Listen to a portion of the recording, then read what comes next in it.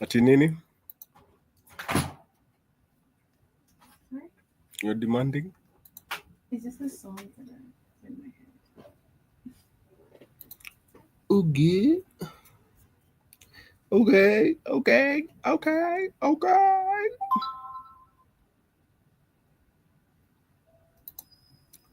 Wagwan. Wagwan.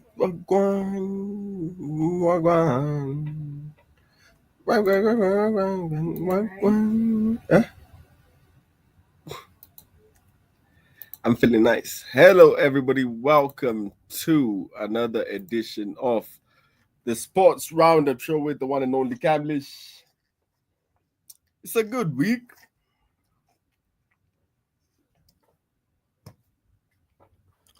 It's a good week to be talking about sports, especially with the transfer window open, and with the normal.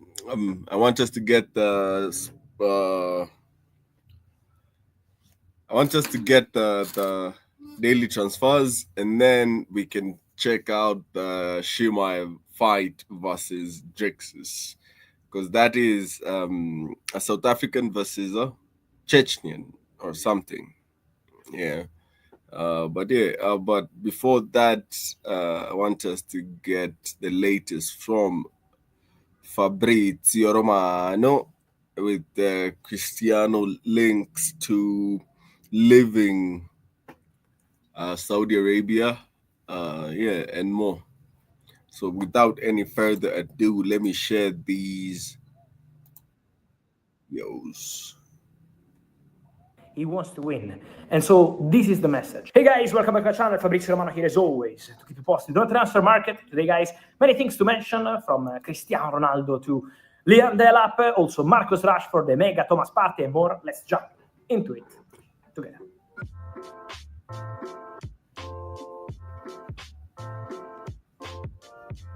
And so guys, let me start today's video by mentioning one of the big cases around the world, and it's the case of Cristiano Ronaldo, because Cristiano Ronaldo scored for Al Nassr last night. Cristiano Ronaldo wins back-to-back Golden Boot. Cristiano Ronaldo reaches 800 club career goals, incredible. Also 936 career goals in total, in general.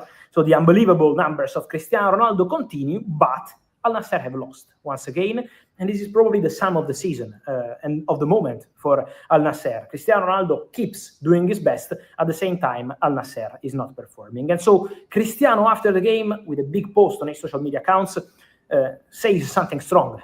Cristiano says, this chapter is closed, the history, we all know that, let's see the next one, thanks all.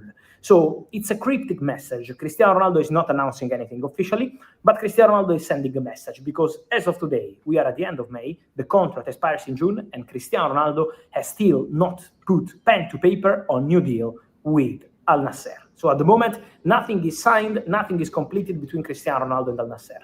Let's see what happens now, because the situation could be open for Cristiano Ronaldo to other opportunities, to other clubs, not only abroad, but also internally in Saudi eventually. So several opportunities for sure, or stay at Al Nassr, but with a different kind of approach, different kind of project. Cristiano Ronaldo wants to win.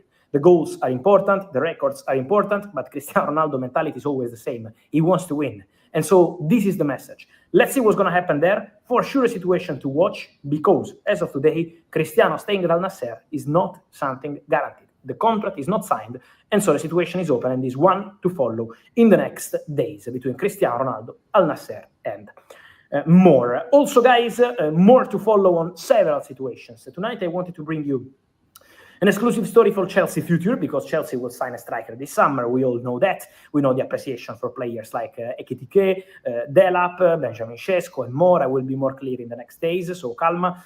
Also because Chelsea are focused on the final now. Okay, Champions League football is fantastic, but they also want this Conference League trophy, and then they will accelerate on the market to do things as soon as possible. So Chelsea will be very active, but also for the future. Because at Strasbourg, same family as Chelsea, same ownership, there is a striker who is doing very well, and this is Emmanuel Emega. Emega is doing very, very well. Emega is not leaving this summer. That's for sure. So I can guarantee to you that Emega is staying in Strasbourg. Emega will be the face of the line at Strasbourg playing Europe next season. So Emega is staying. But there is the possibility to do a pre-agreement for Emega to join Chelsea in 2026. So to do the deal now for 2026. Chelsea are considering that because they like the player, they believe it's a good opportunity, and they think this can be a smart deal for Chelsea, for Strasbourg, and for the player. So there is this possibility. The appreciation is 100% confirmed. Let's see what happens there, but Chelsea keep thinking also of the future and not just about the present, but also for the present. They will be very busy soon. Then, guys, on Chelsea and strikers, one of the names I mentioned is Liam Delap, a player Enzo Maresca knows very well, but also Jason Wilcox knows very well. And Jason Wilcox is the director at Manchester United. Both of them, Maresca and Wilcox, were at Manchester City Academy, where Liam Delap grew up, and so obviously they know the player so well. What I can confirm to you is that both Chelsea and Man United already had direct meetings with the player. Everton did the same. Newcastle approached the agents. So all these clubs are in the mix. The player is meeting to understand the project, the vision, what could be the best solution for him. Also because his future is basically in his hands. It's not in Ipswich hands. Ipswich have this release clause, £30 million for Liam Delap, available this summer. The player will go. And so the player is now assessing all these options. Everton are prepared to make a very big financial proposal to the player, then giving him the possibility maybe to leave the club in 2 or 3 years, something like that. But obviously, Man United and Chelsea are fully involved in this race, trying to convince the player, trying to tempt the player. Chelsea can offer Champions League football. Man United could offer the possibility, obviously, to be an important part of the rebuilding with Mateus Cunha coming to the club. So different ambitions, different vision. Of course, for Everton would be a sensational signing, and so he could be the face of the whole project. Let's see what Delap decides to do. But for sure, all these clubs are in the mix for Delap, and this situation will be, for sure, interesting to watch in the next days. What's going to be interesting to watch in the next weeks is the case of Marcus Rashford, because Rashford is returning to Man United from Aston Villa. Villa are very happy with Rashford, and Rashford was happy there, but his salary, £40 million, it's big money, big financial package to keep Rashford on permanent transfer, especially because Villa will not be in Champions League football next season, and so it makes everything even more complicated. Rashford is going back to Man United, but Rashford could still leave Man United in the summer transfer window. The appreciation, for example, of Barcelona, Ansu Fati is going to Monaco, and so Barcelona maintain Marcus Rashford as one of the players they like, but it's not the only one. There are several options at the winger position. There are more clubs involved for Marcus Rashford, who will now return to Man United, take his time to assess all the possibilities, and decide what's the best option for his future. What I can add to you is that the value of the buy option clause, £40 million that Aston Villa had in the loan deal for Marcus Rashford, is still available as same value, so £40 million for all the other clubs. So basically, Man United put that price on the player and is available not just for Villa with the buy option, but now also for all the other clubs. So let's see what happens with Rashford. But for sure, Manchester United are anticipating proposals also because, as I told you, Rashford could leave, Garnacho could leave. Let's see what happens with Sancho and more, because Man United want to raise funds and reinvest on more players. Cunha, and not only Cunha, is already a here we go. And then, guys, there is obviously also the case of Arsenal. Let me clarify something on Arsenal very quickly. Martin Zubimendi will be an Arsenal player. I already told you, here we go. I maintain my position. It's just a matter of time to complete everything formally. Martin Zubimendi will play for Arsenal. On Thomas Partey, the conversation between Arsenal and the camp of Thomas Partey over new deal is still ongoing. So discussions ongoing. The player is showing interest in extending his contract at Arsenal. He also has other possibilities. 2 years ago, he was close to Juventus. 2 years ago, he was in the list of Saudi. He's always been appreciated around Europe, also in Spain, where he played at Atletico Madrid in the past. But now Arsenal are in negotiations with Thomas Partey over new deal. So these conversations, from what I'm hearing, are going quite well. The possibility of Thomas Partey staying is concrete, also because Arteta wants the player to stay. Jorginho is already leaving, going to Flamengo, 3-year contract. And so to keep one of the midfielders, experienced player, knows the dressing room, knows how important is some experience for Arsenal, for sure is something that could prove important for the Gunners. So the expectation is for Thomas Partey to stay at Arsenal. Let's see if they can complete everything in terms of new deal, but the conversations continues very well. And so, guys, let me know your thoughts on all these stories from... Yeah, so that's the daily sports roundup with the transfers around Europe from the most trustable source, Fabrizio Romano. where you can always, if you get a here we go, you know what that means, right? But yeah, it's good to see that Partey is going to stay at Arsenal. I feel like he's such an underrated part of that team. Most people don't give him the flowers that he deserves, but he's such an integral part of the starting 11. Every time he's injured, they have to change their style. And that's why you see them signing Zubimendi so early in the window.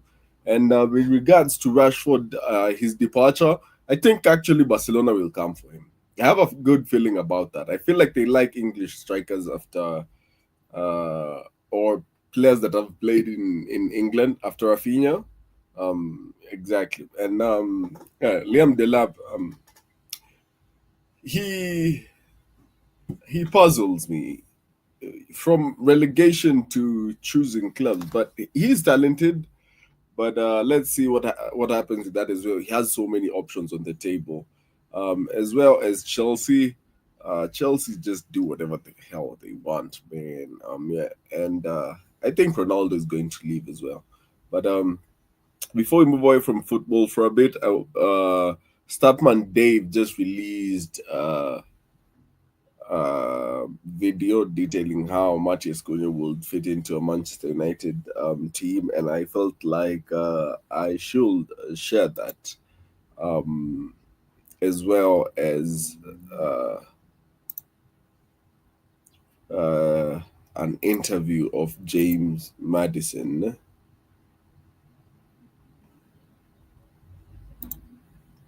being interviewed by Sky Sports about their win. What the hell?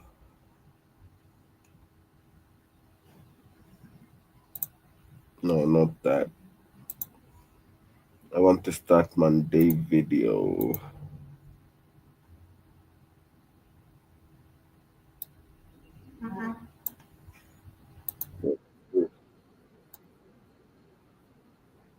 Today, we're going to dive into the tactics, the formations, the starting 11s, and the analysis to break down Matheus Cunha's move to Old Trafford. If you are new around here, make sure to hit that subscribe button, like the video. But anyway, let's get this party started. For Wolves, Matheus Cunha has largely played as a striker or attacking midfielder. But breaking down his goal return, you can clearly see that the Brazilian favours that number 10 role. And if we dig a little bit deeper, we can actually see that Matheus Cunha performs his best in a left attacking midfield role in a 3-4-2-1 formation, the same shape that Manchester United used under Ruben Amorim. That was Gary O'Neill's preferred setup during his time as Wolves manager, but also Vitor Pereira's continued with that structure. So for Matheus Cunha, that is a really good starting point. He's performed well in the Premier League and in a similar system to the one that we expect him to play in at Man United. In terms of Ruben Amorim's setup, the width comes from the two wing-backs. The back three and the two defensive midfielders have a lot of responsibility in terms of moving the ball and then progressing the play. The two number 10s are the link between the defence and the attack. So what is required of Amorim's number 10s? Amorim's number 10s need to receive progressive and line-breaking passes from deep. Because of this, they need to be good at playing with their back to goal, turning under pressure, or finding space to receive in. But ideally, they'll be good at all three. Once in possession, they need good awareness of their surroundings to keep the ball moving with passes. But they also need to be able to progress the play with carries and dribbles in tight spaces. Meanwhile, in the final third, they start as the orchestrators, the guys playing shape-breaking passes. But they also have to get into the box and become goal threats. They're the basics. It's why Kobbie Mainoo, a technical ball carrier and decent passer, is better suited to the attacking roles than Bruno Fernandes, who's traditionally been one of the best attacking midfielders in Europe, but has never thrived as a ball carrier. In terms of Cunha, he's pretty much perfect for the left attacking midfield role under Ruben Amorim. A well-rounded attacker and a very good footballer. But the thing that really will help Manchester United is his ability to receive the ball into feet, even... Wagwan Joby.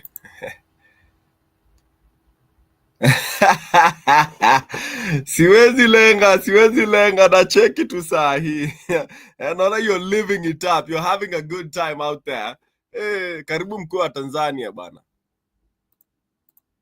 when under pressure from an opponent. From those positions, due to his good first touch and ability to get himself in between the ball and the opponent, he's really good at holding up the play and linking with teammates. Usually what you'll Nimekumiss pia lakini wiki shaenda hivyo bana. Imagine ini wiki ya pili. Umenibaia nini by the way? That is the Kenyan in me. tend to see with Cunha is the defenders trying to actually get ahead of him and nick the ball, but this only opens up more space for Cunha to escape into, drive at the opposition, and then get shots away on goal. Like ndio lingo sasa ati maisha bongo. That's what she said, maisha bongo. Seeing this example against Arsenal, operating in a really tight area with pressure on his back. So Matheus Cunha checks his surroundings once, then twice, receives with the sole of his foot under pressure from Thomas Partey, rolls the pressure easily, and gets taken down by Kai Havertz and wins a free kick. As Man United fans, we've seen Matheus Cunha do this against us about 1 million times. And whilst he is a direct threat on the... Apparently, Joby says hawarudi Kenya. Kamwe! Kamwe ni nini? Uko kuna ukamwe? Ama ni ukame? Nitango ukamwe ama ukame? None of the above. Dribble winning the free kick that led to the winner at Old Trafford, he doesn't get tunnel visioned, which we can see in this example at Molineux. We pick up the play with Wolves switching the play to the left-hand side. Matheus Cunha has dropped deep to get on the ball, allowing Aït-Nouri to position himself high up the pitch. Matheus Cunha's first touch is great, completely sells Mazraoui, and he can carry inside. From this position, he breaks Man United's Ati Joby says wameleta suluhu kwa Samia. Nakwambia hata Boniface Mwangi. Defensive setup with a very good pass into the feet of Strand Larsen. At this point in the shot, we can see it's a 4-on-4. But in fact, with Aït-Nouri just out of shot on the left wing, Wolves have actually created an overload on Man United's backline with really good build-up play from Matheus Cunha. And this is something that's been seriously missing for Manchester United for a few seasons now. In fact, Man United have not ranked in the top 4 for progressive passes in the Premier League for 4 seasons. And those numbers Na kunywa uji pao.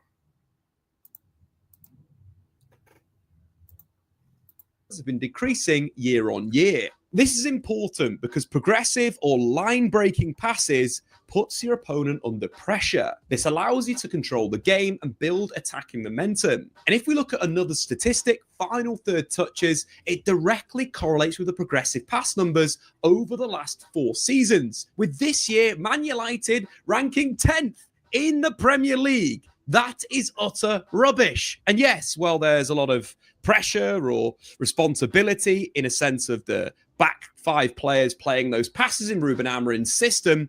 There is still very healthy. Karibu nianze kunywa smoothie za Unageta maybe tunaishi very healthy huku hivi by the way, healthy eating solo. A lot of work to be done on the attacking midfield line, finding areas to get on the ball. And one thing that we've seen Matheus Cunha do frequently at Wolves is drop back into a wing-back position when that left-sided player is playing high. This is something that would help United's build-up once again. From these positions, like... Wait, is it samaki wa kukaangwa ama samaki ya kukaangwa? Because like, is there some... Ngeli ya samaki ni nini? Samaki wa? Na ugali. Uko unajua kupika ugali? Ni samaki ya kukaanga ama samaki wa kukaangwa? Ama ni ile samaki dry imeanikwa kwa jua hadi ikakuwa black.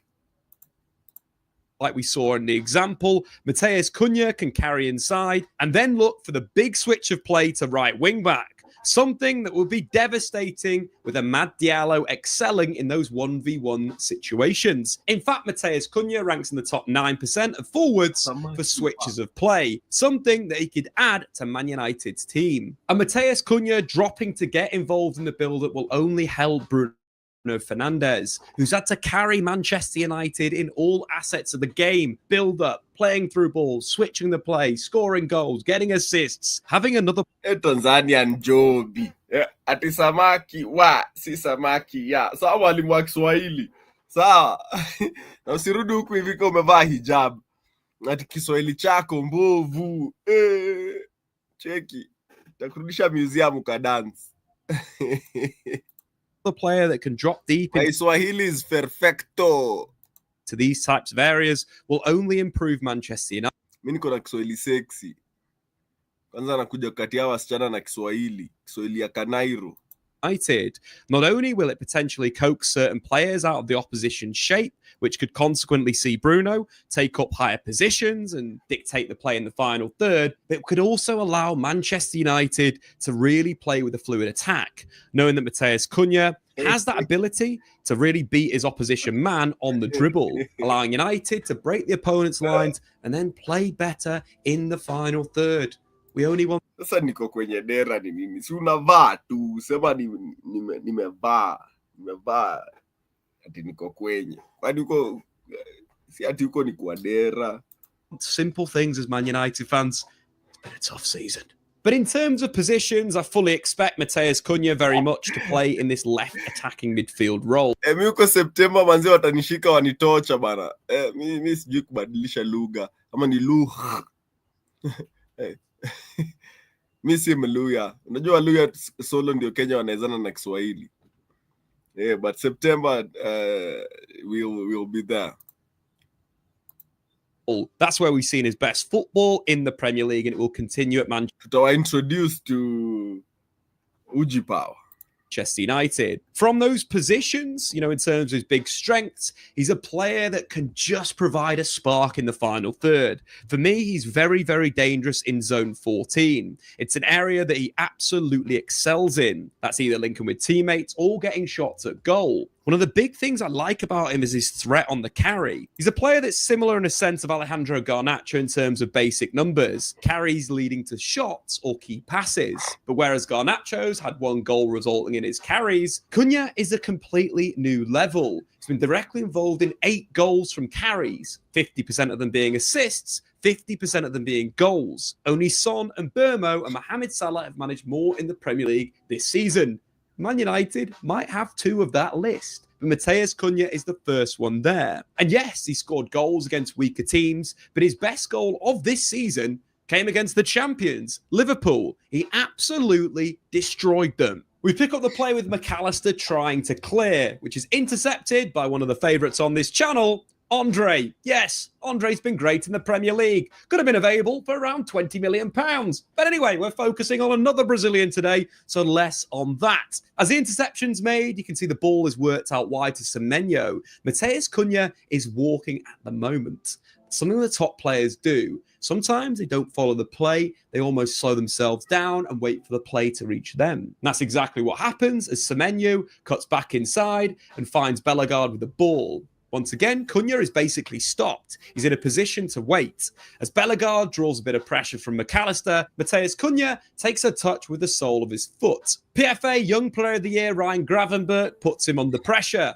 He fakes to take a shot, rolls the ball inside before curling it into the bottom corner against one of the best goalkeepers in the league with his weaker left foot. A spark, a moment of brilliance, something that we will see at Old Trafford. People tend to think Cunha operates in front of the defence, waiting for the ball into feet before dribbling and getting shots away, like we've just looked at that goal against Liverpool. But Cunha also has that dual threat, the ability to operate as a second striker and use his movement to get in behind the defence, such as this example against Fulham. We pick up the play with Wolves rotating the ball through Totti, Lamine and into Andre's feet. You can see Cunha in between the lines. He's checking his shoulder, he's seeing where his teammates are. Wolves continue with a bit of slow play around the back. There's a little bit of pressure from the attacking midfield zone of Fulham. They drop the ball back to a right centre-back position. And here's where Cunha comes alive. He checks his shoulder again and spots a little bit of space in between the right centre-half and right full-back.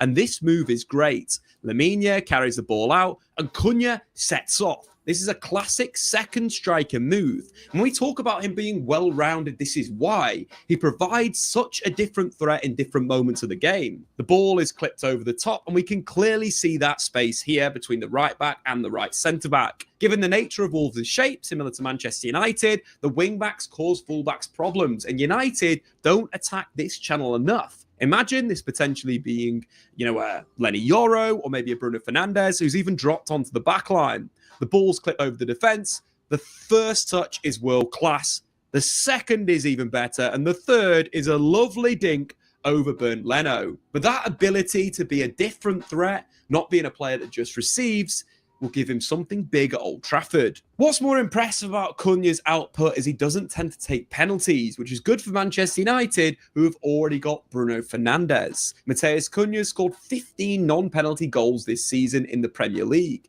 which ranks him 6th in the competition. But in fact, if you look at the past decade, only 3 players have scored more than Matheus Cunha's 15 non-penalty goals this season. He'll add massive output to an area of Man United's team that have truly struggled this season. So let's move on and start talking about chance creation. As we mentioned before, Matheus Cunha is a big fan of creating chances following dribbles, moving into that left channel, receiving the ball into feet, and then getting himself going on the carry. One thing he likes to do is cut back across the pitch on his stronger right foot and then look for the through ball, something that would do really well with Amad Diallo making moves in behind the opponent's defence. That link up with the switch is very good, but also could be there with the through ball. In fact, Cunha has got more through balls this season than any 2 Wolves players combined and actually ranks 4th in the Premier League for wingers looking for through balls behind the opposition's defence. And we see a great example of this against Southampton. We pick up the play with Craig Dawson carrying out from the back, shipping the ball to Totti, who's going to look to clip a ball into the channel. Just notice that there's been a slight rotation in position. Matheus Cunha's holding the width. Aït-Nouri, the nominal left wing-back, is inside, something that Man United need to do more under Ruben Amorim. The pass isn't quite going to hit the target. Kyle Walker-Peters heads the ball back, and Cunha pounces on it, intercepting the play. And here's where we see almost a trait of Matheus Cunha, cutting inside on that left foot, drive. Joby is outside. It's E. Ati kesho tunaenda island, tunaenda kuonyesha taco. Post, msisahau kupost taco pia. Msionyeshe tu Tanzania taco solo. Pia mneti nafaa kuona. Yeah. E, you wanna say hi to Joby? E says hi. Amekuwavia hivi. Oh, hivi.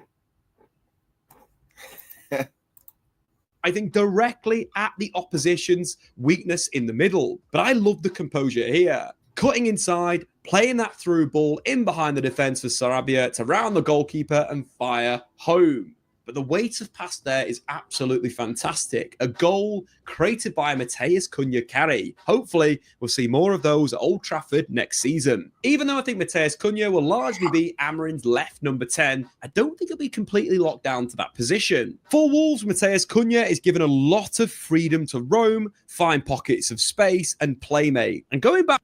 Posty.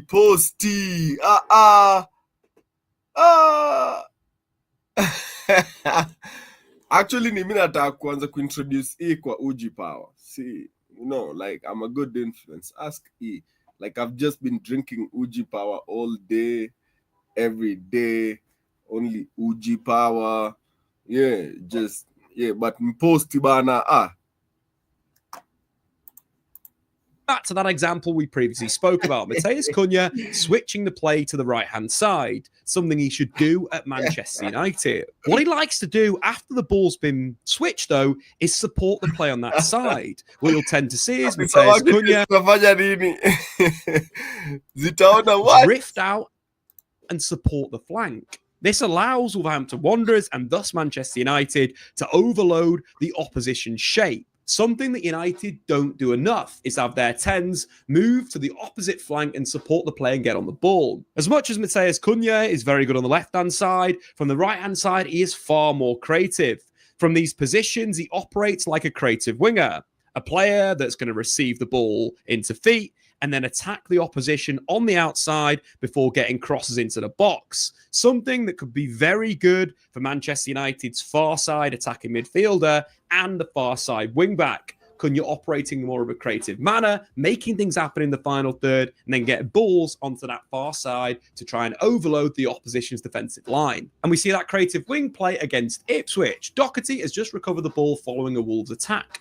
Matheus Cunha receives the ball in arguably a nominal right wing-back position. He checks inside before standing up Amari Hutchinson, drawing in the tackle by first cutting inside, then going on the outside and exploding with really good pace. From this position. He gets a really good low ball into the box that's well defended by Ipswich. And the only player with this type of quality in the Manchester United squad is Amad Diallo. And when he plays wing-back, United are a better team. But imagine him interchanging positions and having a fluid role and relationship with Matheus Cunha as a right attacking midfielder. This could be something we see at Manchester United, finding the underlaps, but both that can play on the inside and both that can go on the outside on the right flank for Man United. But another aspect of his game that is seriously underrated is his early crossing from the right wing.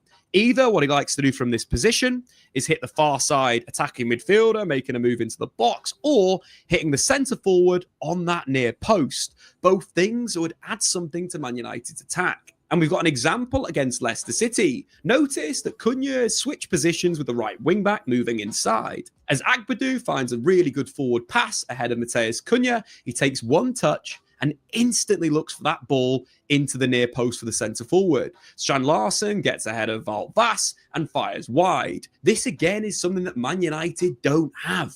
People that see things in the final third and do it quickly. Matheus Cunha is going to add another dimension on the right wing for Man United. What's more, no matter where Matheus Cunha plays, he has supreme quality. Like we saw against Bournemouth, where he received in space, turned and sliced open the Bournemouth shape with a through ball to the right wing back.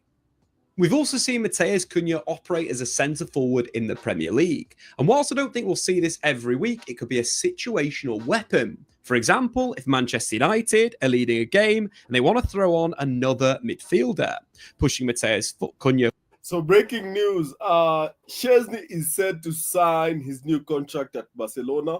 The verbal agreement is in place with the the Polish goalkeeper, now expected to continue as the club planned since March. Formal steps needed, but Szczesny is going to stay at Barcelona after coming off of retirement to become Barcelona's number one. One of the most amazing keepers of modern in the last 10 years. Forward or modern football, really. Allowing him to be that option, either to find his feet on the counter-attack or looking him in behind the defence. He could be a weapon in these situations, allowing Man United to have another defensive body whilst retaining their threat on the counter-attack. In fact, Matheus Cunha scored 3 goals playing as a centre-forward, and they've all come after the 85th minute. Here we've got Matheus Cunha in a centre-forward position in a 5-4-1 at the end of the game against Aston Villa. Villa moved the ball to the left-hand side and find Morgan Rogers in between the lines. Bueno comes in, wins the ball with a tackle. Instantly, Hwang looks for Matheus Cunha behind the Villa defence. Konsa cuts out with a header, but Matheus Cunha shows his speed and gets the wrong side of Ezri Konsa. From that point, he drives, stopping Ezri Konsa in the penalty area and checks back. He then stands him up, draws in Boubacar Kamara, steps over the ball, creates a little moment where he can get a right-footed shot away across Emi Martinez to win the game for Wolverhampton Wanderers. That threat late in game for Manchester United could be massive. But also in big games, Matheus Cunha could be selected in the centre-forward position, allowing Ruben Amorim to put more central midfielders in the side, allowing more work and defensive firepower, whilst allowing Cunha to be that counter-attacking option. And we saw that counter-attacking threat against Spurs. Once again, Wolves set up in a 5-4-1 structure with Cunha as the 9. What I like about this is Cunha arguably is doing his job. He's sat on the 6, but he isn't that interested at the moment. He's almost floating around. But as soon as Bergvall enters his area, he jumps into action, wins a really good tackle, instantly explodes, beats Ben Davies for pace, carries in behind the defence, and side foots the ball home. Cracking counter-attacking play. So let's conclude. It is time for our transfer rating, a new feature that we're adding to all of our transfer videos. For Manchester United, Matheus Cunha is almost perfect. He's a significant improvement over Manchester United's current forward options. He's already performed well in a similar system in the same league, and he's just 26 years old. If I were to rate this deal overall, I'd say it's a 4 out of 5 stars, with the overall finances of the deal the only aspect that could be realistically improved. Matheus Cunha is a great first step, but Manchester United need to do a lot more work than just the Brazilian. A new centre forward, more physicality in midfield, and more attacking quality at wing back is needed for next season. United have started well. In Europe's top 5 leagues since the start of last season, Matheus Cunha scored more goals than any other Brazilian. But work has to be done. Cunha is the start. Let me know in the comments below your transfer rating, but also whether you think Matheus Cunha will be a success at Man United. I actually think he will. His playing style really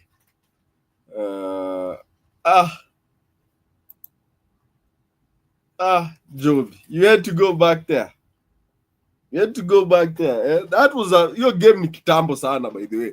That game was so long ago, we've forgotten about it. Okay? Hadi Tottenham walisha celebrate na wakasahau. You know, like, come on, don't do us like that. Wow, unajua venye tulikuwa tumechill. We were just chilling. We had forgotten that Man U did us that thing, bwana. Guy. But anyway, yeah, we lost, bana.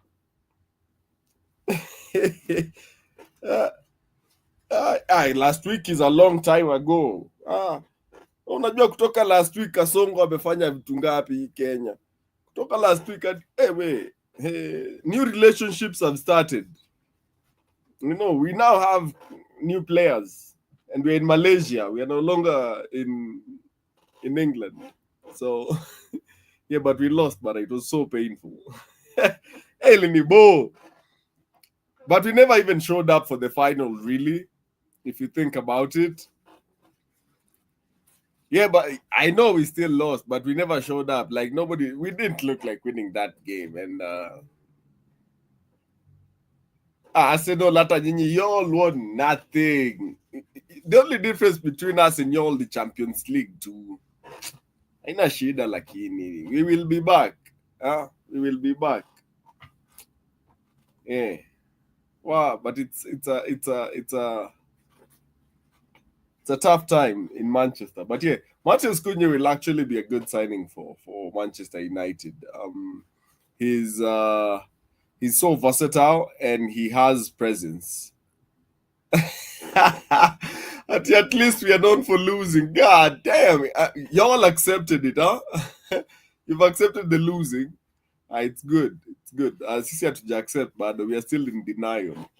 Yeah, but we have been talking a lot of UFC, and I want to share the 5 styles of UFC fighters and what makes them different as we prepare for the Chimaev versus the South African. Yeah, that I'll remember his name and then we'll continue. But first, let's get to this video as I share this.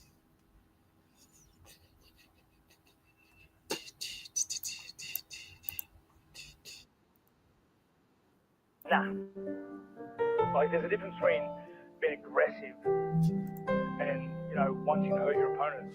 In the unforgiving walls of the octagon, not all winners are created equal. Some are brutal, some are brilliant, and some become stories we tell for years. And that's what separates this sport from every other.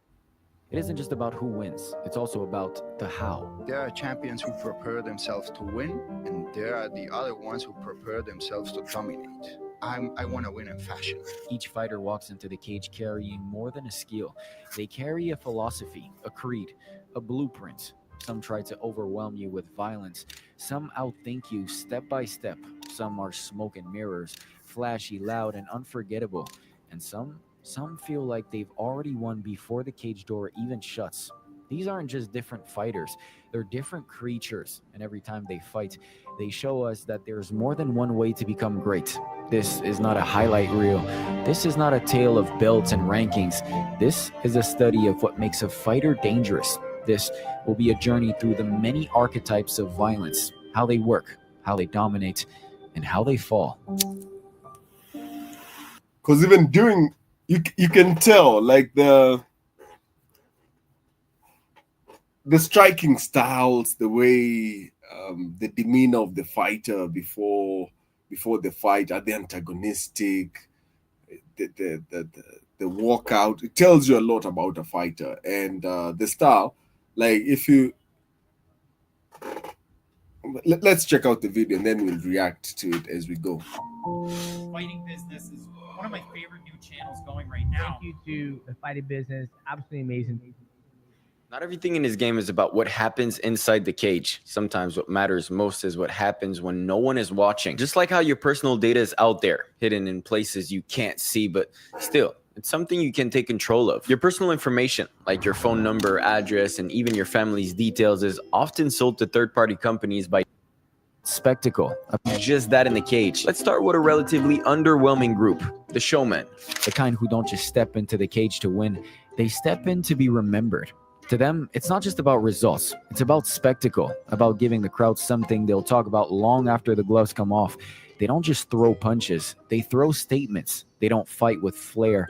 They are flair. You know the type, the ones who smile mid-fight, slip punches with their hands down, talk trash while bleeding, and somehow make the violence feel fun. What's your end goal? What's your end game, Kevin? Just make a whole bunch of money, you know, never have to worry. It's like entertain people too. It's like I have a good time, I have a fun time entertaining people. Like Kevin Holland, who once laid flat on his back holding a conversation with Jacare Souza before launching a KO punch from that exact same position. The same Kevin Holland, who even while getting ragdolled by Derek Brunson for 5 straight rounds, couldn't help but talk trash, crack jokes, and even ask Khabib sitting cage side for wrestling advice. Everybody knows Khabib is just not only the greatest wrestler in the world, but one of the greatest wrestling coaches in the world. But I don't know. You have to stop his wrestling. Winning, optional. Talking, mandatory. And that's what separates the Showmen from everyone else. When they fight, it's not just a contest of skill. It's a performance, a production. Michel Pereira flips off the fence, launches cartwheels into strikes, and moves like he's auditioning for a stunt reel. No one's asking if it makes sense. We're too busy watching.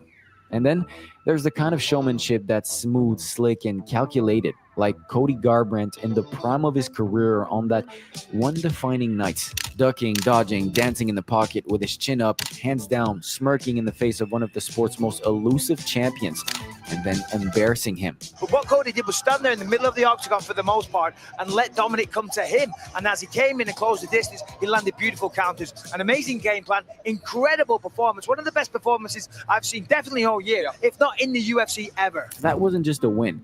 It was a statement dressed as footwork, a career-defining performance in one of the most stylish dismantlings the bantamweight division has ever seen. These are the fighters who make the crowd lean in. They're not always the most technical, definitely not the most disciplined, but they're the least forgettable. They risk it all, not just for the W, but for the moments, for the pop, the clip, the legacy that lives not in rankings, but in highlight reels and crowd reactions. You might out-wrestle them, outbox them, even outthink them, but you will never outstyle them, because for the Showmen, the fight isn't just a contest, it's a stage, and when the lights hit, they'd rather burn bright and crash than fade quietly into a decision loss. They're just flat out entertaining, mediocre. That's true, like, or maybe, but unforgettable. Now let's Kevin Holland is just amazing. flip that. His fights are fun. Great, but boring. Have you ever watched a fighter and think, if this guy shows up tonight, it's over? He's so technical, man. Yeah. On his feet, he's so good. There's some video of him hitting the pads, and it makes you want to quit karate. They're sharp in the gym, sharp on the pads.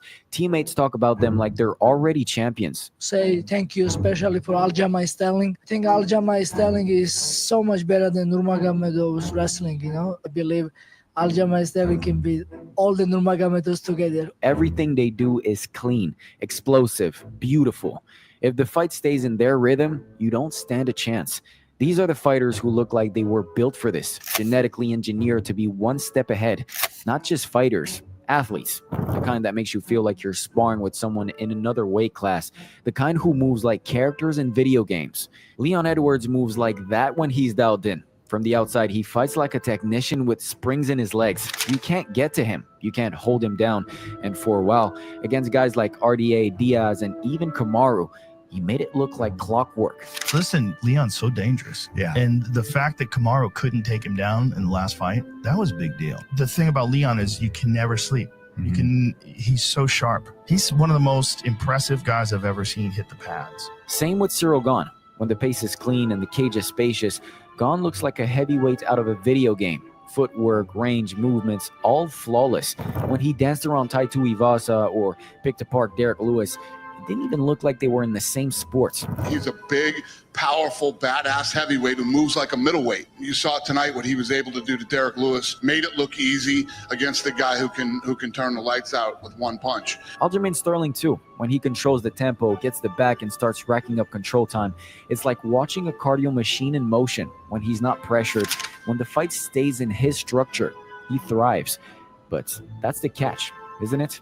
These guys thrive when the fight is clean, when it's technical, when they get to operate like athletes.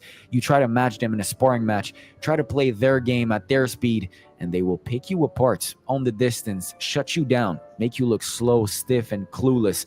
But the moment the fight turns into something else, the moment someone disrespects the rhythm, that's when things break down.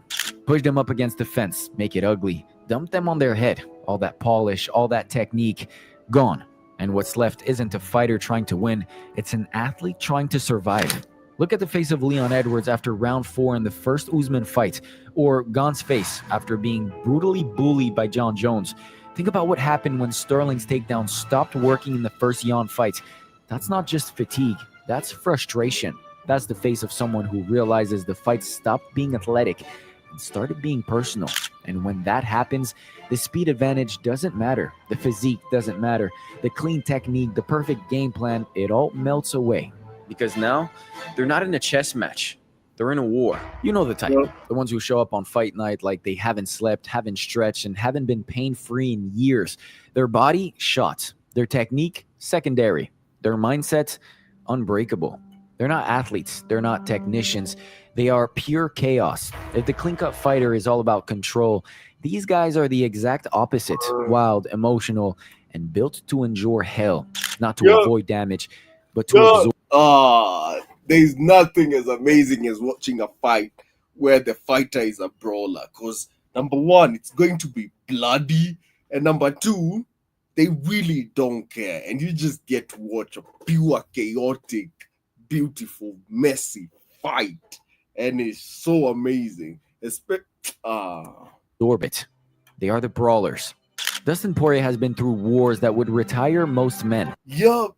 Poirier is just a beast. Like, I know most young kids that are watching the UFC right now think Poirier is a joke, but I remember a time when this man's boxing ruled the UFC, and it's like Max Holloway, okay? He'll make you stand in the middle of the ring and exchange punches. Made the best. Man. It's a very different breed of fighter, and you don't want to meet them on their day because they will hurt you.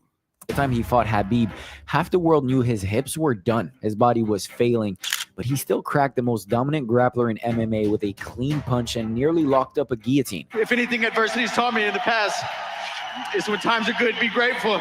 And when times like this, be graceful. But that's just one page. He went 5 rounds in an all-out brawl with Dan Hooker, a fight that felt like two men emptying everything they had just to stay standing. Win or lose, Poirier never made excuses. No bad camp, no weight cut, no post-fight drama.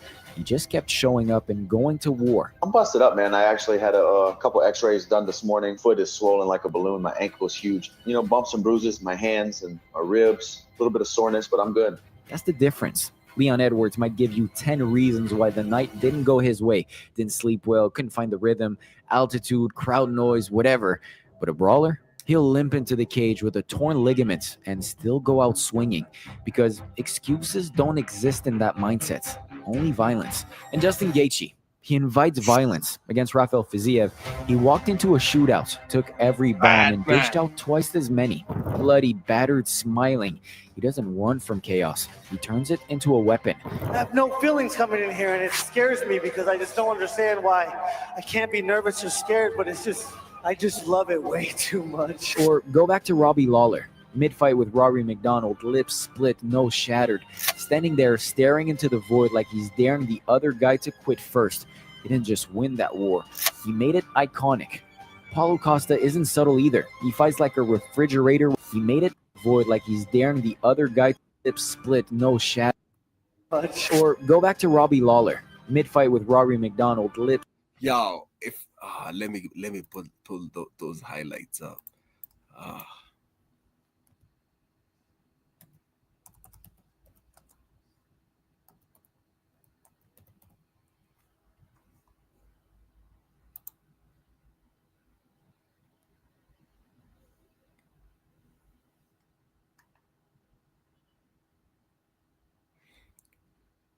This is going for viewer discretion. This is going to be graphic. Okay.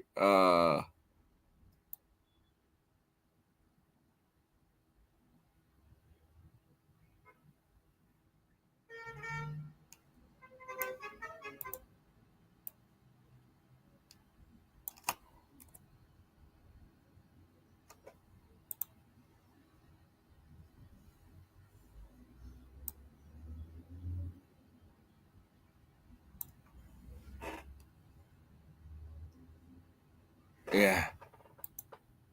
Here it is. We'll get back to that. I just want to show you all this fight. This was just, wow, this was different. We'll continue with that.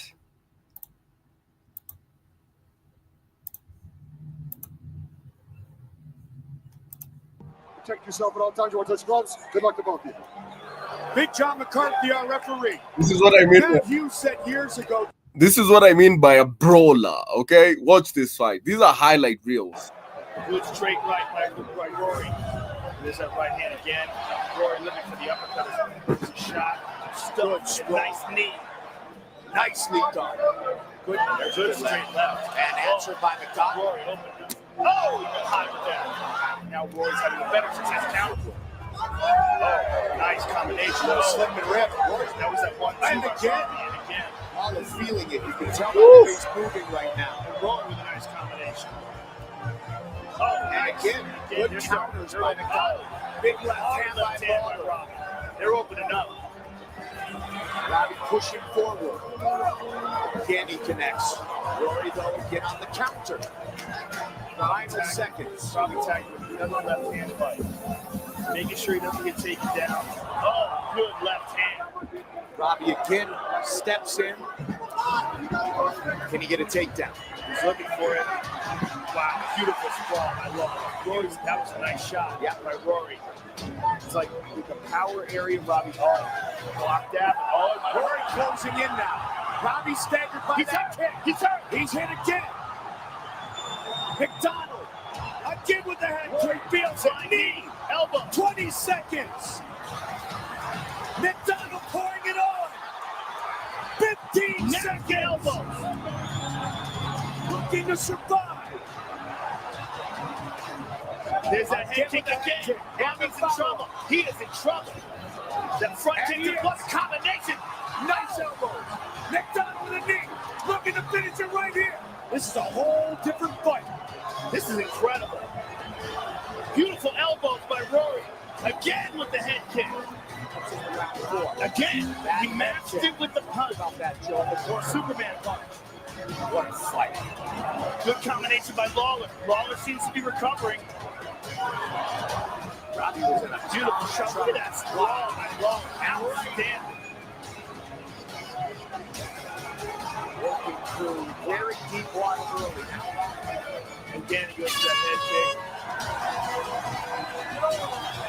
Wow. How good is this? Robbie clear.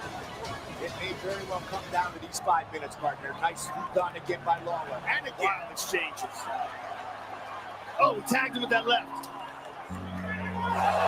Look at how ferocious Lawler is. Lands it again. He's hurt. This may be it. That's it. That's it. It is all over. Wow. Robbie Lawler remains the welterweight champion. That is literally just threw everything. Like, he was tagged. Like, the fight went against him, but that's what you get out of a brawler. A torn lip,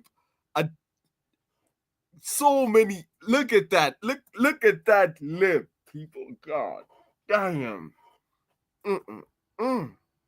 I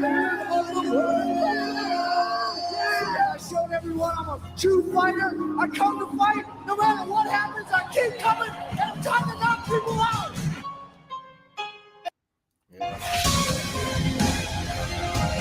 That's what you get out of a brawler. Those are the kind of fights brawlers give you. It's just a different type of fight. It's just a different type of mentality where these people are just ready to go no matter what. They're ready to go. You get like split, nose shattered, standing there staring into the void like he's daring the other guy to quit first.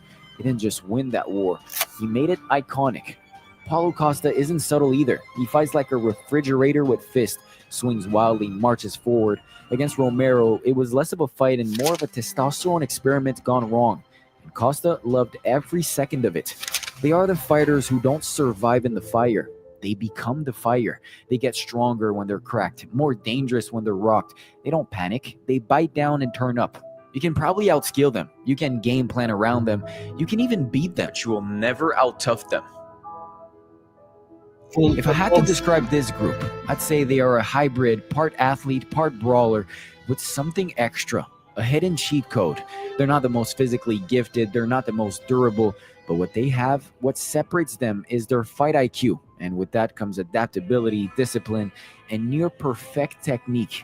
These fighters don't just survive chaos, they solve it. Islam Makhachev is the modern blueprint. Yeah. This pound for pound the best fighter in the world right now. To hell with what Jon Jones just pulled off. We needed that fight, people. Jon Jones he be ducking fights, people, but yeah, Makhachev is just a different beast. Yes, he's strong. Yes, he's wrestled bears, but what makes him the pound for pound best is his ability to break you down in real time. Read, react, and rewrite the fight while it's happening. He doesn't need wild swings or highlight moments. He just dissects you one layer at a time. A record of 28-1, 4 title defenses. No one's ever done it, and he took out Renato Moicano. Islam Makhachev was defending the belt. Turns out he's still the champion, but he's also the greatest lightweight fighter that the UFC has ever seen. His predecessor on the pound-for-pound list, Alexander Volkanovski, built a similar legacy. Not the strongest, not the flashiest, but brilliant in every area with a kind of processing speed that made him unreadable. Even now, at 36 and past his physical peak, we saw him completely neutralize a younger, hungrier Diego Lopez. Lopez came in with KO power and ambition. Volk met him with composure and clarity, dictating the pace, shutting down every adjustment, and proving that even older, his mind was still elite. Paper and went home with that belt. Your main event coming off of 2 losses. That was in the back of his head. Am I still the guy? And he is. He reclaimed the throne, used his lead hand very intelligently with his jab, his hooks. An incredible performance, a championship performance. But Volk isn't alone in that mastery. Robert Whittaker has been doing the same thing for years. A technician disguised as a striker, mixing feints, movement, blitzes, and traps like a man 3 moves ahead. Watch his fight with Jared Cannonier, a knockout artist with brutal power. Whittaker never let him set, never let him breathe. He touched, moved, disrupted, until it wasn't even close. And that's the technician's superpower, control. It's not about being the strongest or the fastest or even the most dangerous. It's about being the smartest killer in the room. When you fight one of them, there's no chaos, no dogfight. You fight on their terms, their pace, their chessboard, their world. And unless you're perfect, you're getting checkmate. Unless, of course, you land the punch. It's the great equalizer. It's drop showmen, athletes, brawlers, even the master technician. But that's what makes the next tier so unsettling. The athletes are built different. The brawlers are wired different. The savants are intellectually different. But these guys, they scare me. I will die to beat you. Know that. No. Be prepared to do that. Because they are born different, and there is something about them that just feels unreal, unnatural, and most importantly, unstoppable. Both those 2 guys are not okay. Okay? I don't care what anybody says. Khabib is just...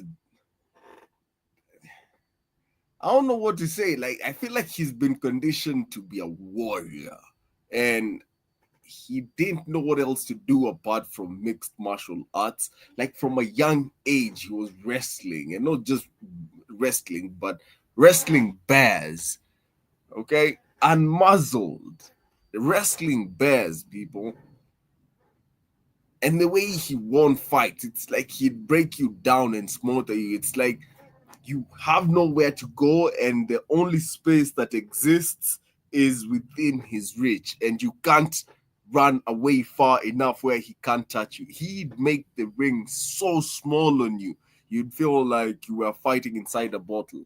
Unstoppable. Khabib is probably a lesser striker than nearly everyone I've mentioned here. Hands down, flat-footed, predictable, and not particularly fast, but none of those limitations ever mattered, did it? Despite the fact that he faced some of the best strikers in the game, because once the cage door shut, you knew exactly what was going to happen. Like, it didn't matter what your strength was because he was going to get you. Wrestler, he'll out-wrestle you. Striker, he'll just maul you. Jiu-Jitsu black belts? Who gives him that? The moment he got a hold of you, it was like the fight wasn't happening in the octagon anymore. It was happening in his world. And in his world, there was no space, no breath, no hope. He wasn't just trying to win. He was trying to dominate every second, every round, every opponent. And the worst part, he made it look personal. Yeah, I remember him beating Conor McGregor and talking to him. And he was beating on him like, we talk now. What? And he's beating his ass. Even when it wasn't. Like, why is he talking to you while beating you up? Look. Let's talk now. Let's talk now. Why is he yelling at your coach while punching your face in? Why is he telling you to give up? And why is it working? You have to give up. What was it like as you're down there and you're trying to defend yourself and you hear him talking to you and what does that do to a fight? Hell, I was like, geez, I need to get up. I'm like, he's talking to me and he's got me down and he's beat me up. This looks bad. Definitely, I think he scarred me a little bit. Khabib was undefeated, not just in record, but in... What do you mean was? Still is. Aura. And once you stare at that undefeated, psychotic freak of nature... Yeah, it was like looking into the abyss. Like, it's just... There's nothing there apart from a defeat, you know? That's an L you're about to take if you're getting into the cage with Khabib. In the eye, and he didn't even blink back at you. You knew you were going to lose. Send me a message, like location, I'm gonna come. Whatever you want, doesn't matter. He was simply inevitable. This And time's just when you thought you'd relocation, seen the location. scariest fighter alive, he showed up. John is a different kind of psycho. Cold, calculated, cruel, because he doesn't just want to beat you. He wants to experiment on you, especially your eyeballs. Jones put his finger in his eye. Dirtiest fighter than me. He can't duck a basketball to save his life. His chicken legs look like they would snap like a twig from a single kick. And don't get me started on his lifestyle outside the cage. I hate you. Yet, whenever he stepped inside the octagon, the man straight up transformed, outstruck the best strikers at 205, one after another, took down the best wrestler at 205 over and over again, went on to ruin his life and was at rock bottom, but somehow, despite all the shit he brought on himself, he made his way back to where he belonged, to what he was born to do, and knocked out an all-time great. Man, such a beautiful moment. Man. And then it's the fashion with which John Jones came into the UFC. Like, his fights weren't just fights. The level of violence involved was just insane. Like, he was trying to beat you in Mortal Kombat ways. And he was so good at it, so young, so fluid. His combinations were unorthodox. It was just different. And it was such an amazing spectacle to see. To watch a young 19-year-old running through a division, getting to the belt, and then dismantling a world champion like that. It was just different. And I tell you what, man, anybody at home let yourself down? You let your family down, you let your peers down, your coworkers down, you let yourself down. It's never over. John Jones tested positive for Turinabol. It's not the athleticism, it's not the length, it's not even the skill. It's the fact that he was just born different, and you can't compete with that. While the rest of the division tries to win titles, John Jones is out here playing God, and whether you love him or hate him, you always walk away from his fights thinking the same thing. That guy isn't human. Khabib and Jones are outliers, exceptions to a rigid and cruel game, and these two didn't just survive the game. They beat it into submission. The showman, flashy, fearless, here to steal the spotlight even if it kills them. The athlete, gifted, graceful, untouchable on their best nights. The brawler, gritty, stubborn, fueled by pain and chaos. The technician, calculated, clinical, a step ahead at all times. And finally, the psychos, unrelenting, unshakable, born with something the rest of us don't understand. Each brings a different weapon, a different mindset, a different... And that's where, with Chimaev, we're not sure what he is exactly, okay? Because, can he brawl? Yes. Has he ever gotten the opportunity to? No, because he keeps knocking people out at every instance. Okay, he's an athlete. I'm not sure if he's an athlete though, but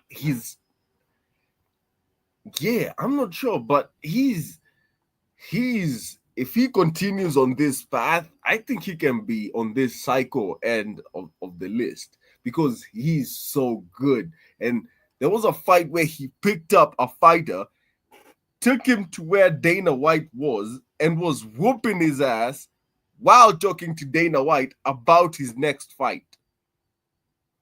He's not even paying attention while he's winning his current fight. But yeah, let's wait and see. But yeah, that was my time, ladies and gentlemen, for today. Shout out to Joby, wameenda kukula samaki wa kukaangwa. Everybody that tuned in, we appreciate you. And we'll be back tomorrow to give you more updates on sports right here on the Black Coat Fire Network, the media of the 21st century. Without any further ado, ladies and gentlemen, ciao.